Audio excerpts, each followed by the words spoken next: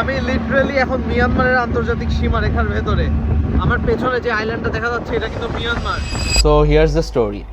রাত 3:30টায় আমাদের বাস নষ্ট হয়ে যায় in the middle of Dhaka Chittagong highway, যে কারণে আমরা পরদিন সকালের সেন্ট মার্টিনের শিপটা মিস করি। সো এই জন্য আমরা একটা গাড়ি ভাড়া করছি, মেরিন ড্রাইভ দিয়ে যাচ্ছি, অ্যান্ড আমরা সেন্ট মার্টিন যাব, বাট স্পিড বোটে।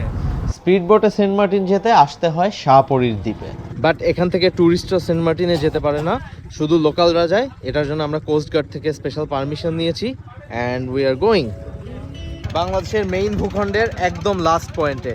এখান থেকেই মূলত স্পিড বোটগুলো ছাড়ে সেন্ট মার্টিন যাওয়ার উদ্দেশ্যে। আমাদের জন্য নিজের সব ভয় দাঁত চেপে দূর করে স্পিড বোটে উঠছে। বড় বড় ঢেউ দিয়ে টোটাল 30-40 মিনিটের জার্নি। এরপর ম্যাপ দেখতেছিলাম, কিছুক্ষণ পর দেখি মিয়ানমারের সীমান্ত একদম ঘেঁষে আমরা যাচ্ছি, অ্যান্ড একটা টাইমে আমরা মিয়ানমারের ভেতরেই ঢুকে গেলাম। ফাইনালি আলহামদুলিল্লাহ অনেক দোয়া কালেমার পরে we made it safely to Saint Martin. Saint Martin Bangladesh. এরপর সেন্ট মার্টিন 2 দিন ঘুরে একটা বেস্ট আইটিনারি বানিয়েছি, নেক্সট ভিডিওতে দিয়ে দিচ্ছি সেটা।